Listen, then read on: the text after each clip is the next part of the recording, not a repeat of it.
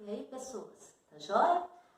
A genética acabou, certo? O conteúdo de genética acabou. Vamos ver um outro conteúdo na biologia que é a evolução.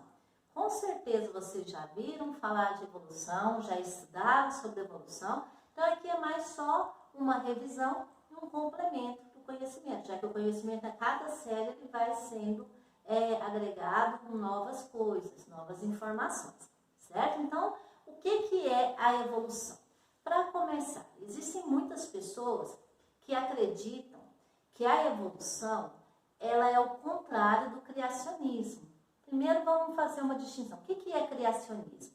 Criacionismo é a ideia de que todos os seres, tudo que existe, inclusive os seres vivos, eles foram criados por uma força superior, que nós costumamos chamar de Deus.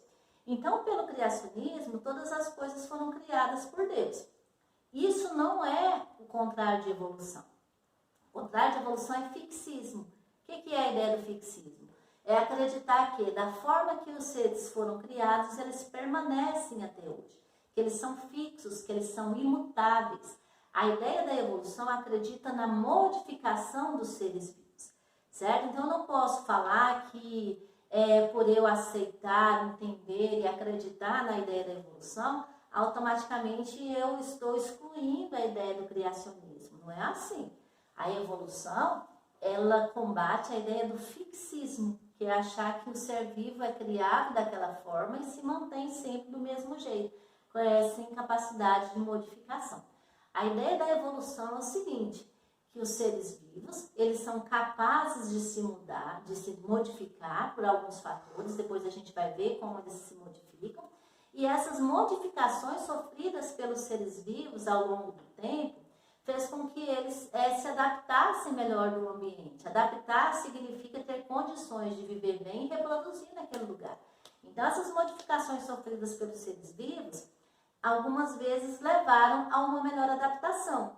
Quando um ser vivo muda e essa mudança leva a uma característica que não permite uma boa adaptação, ele é extinto. Então, não é evolução.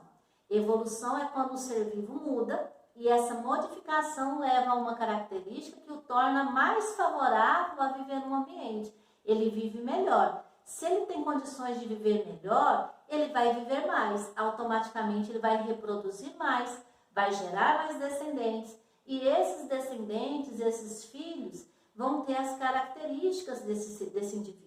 E a partir dessas modificações, através da teoria da evolução, acredita-se que foram formadas todas as espécies que existem atualmente. Ou seja, nossas espécies, inclusive a espécie humana, é resultado de modificações de espécies ancestrais. Características novas foram surgindo, mais adaptativas, mais favoráveis, e esses seres viveram mais no ambiente, sobreviveram e tiveram mais descendentes com essas características favoráveis. Vários cientistas proporam ideias evolucionistas. O primeiro que teve uma ideia que foi considerada, não que seja certa, mas assim, teve pelo menos a ousadia em falar em evolução, foi um francês chamado de Jean-Baptiste Lamarck, e propôs uma ideia que hoje é conhecida como lamarckismo. Provavelmente vocês já ouviram sobre ele. Lamarck, ele trabalhava a sua ideia, a sua teoria evolucionista, através de duas leis. A primeira lei de Lamarck falava a respeito da lei do uso ou desuso. O que seria isso? Se um indivíduo tem uma característica e ele precisa usar muito essa característica hipertrofia, ela super desenvolve. Da mesma forma que se ele tem uma característica e não faz uso dela, essa característica vai atrofiando até desaparecer, certo? Essa ideia para a gente é absurda, mas na realidade ela é válida para a musculatura estriada. Você pode perceber, por exemplo, se você quebra o pé e permanece muito tempo com ele engessado, os seus músculos tendem a atrofiar. E pessoas que praticam musculação, exercitam muitos músculos, tendem a hipertrofiar. Então, a lei do uso e desuso, ela não era de toda errada. A forma como ela foi apresentada, ela era absurda. Mas a ideia de que usar muito um órgão desenvolve e deixar de usar atrofia, ela é válida para a musculatura estriada. E nesse caso, Lamarck não estava errado.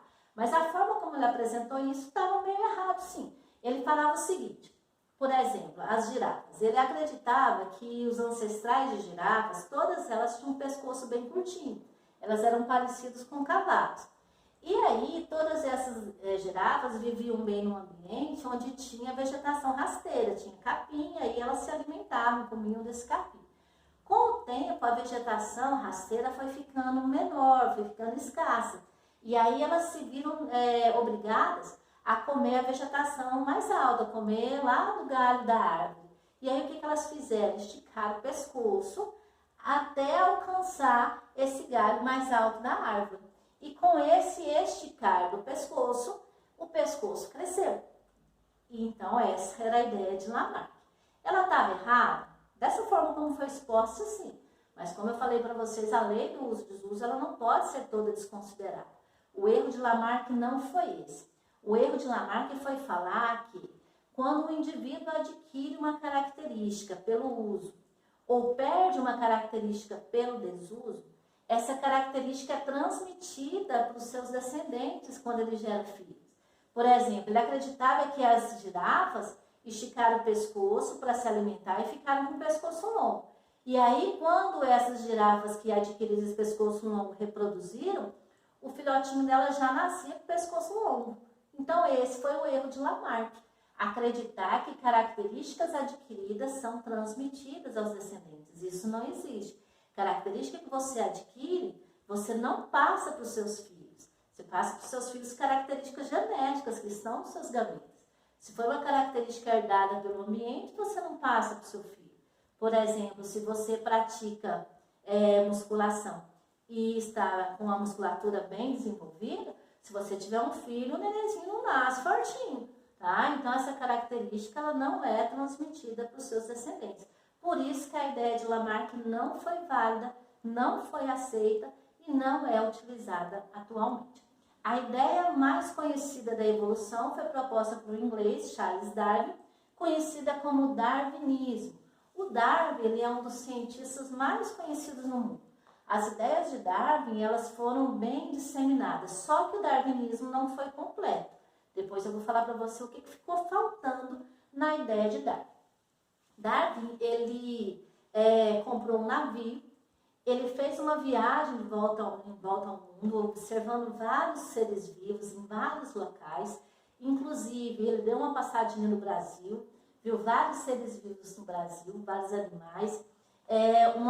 Dos lugares onde ele mais trabalhou, onde ele usou mais exemplos para constituir a sua ideia, a sua teoria, foi na Argentina, lá na ilha de Galápagos. Lá ele encontrou vários seres vivos diferentes e com isso ele propôs, através de um livro chamado A Origem das Espécies, a sua ideia, que é conhecida hoje como darwinismo. Lembrando que a ideia de Darwin, ela recebeu contribuição de um outro cientista, que foi o Wallace.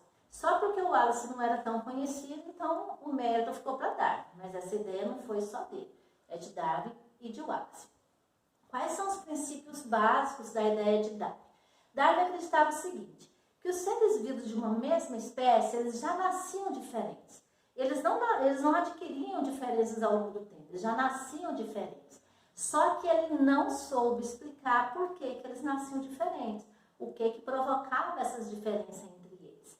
E aí ele observava o seguinte, que os seres vivos tinham uma grande capacidade de reprodução e cada descendente nascia com a característica do seu ancestral. Por exemplo, voltando lá na ideia das girafas.